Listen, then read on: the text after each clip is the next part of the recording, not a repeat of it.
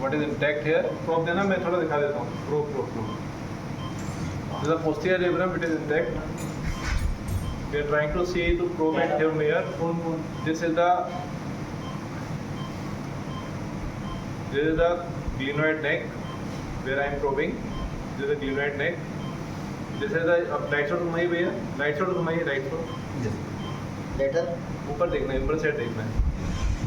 ऊपर उल्टा. This is the humerus head, the articular surface of the humerus head, and this is the posterior labrum, which is intactly, completely attached over this side. And previously, all the labrum was defected from the anterior margin. What we have attached it, you can see very well.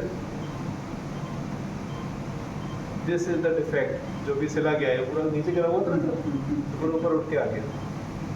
We attach the inferior labrum with the capsular shift over the 5:30 o'clock anchor plate position. Then we will try another anchor over here, 4 o'clock, and then another anchor over the 3 o'clock. The labrum will shifted in the complete normal position, and the humerus head, which previously was subluxated anteriorly, now it's coming center. You can see very well it's center on the glenoid. We will have a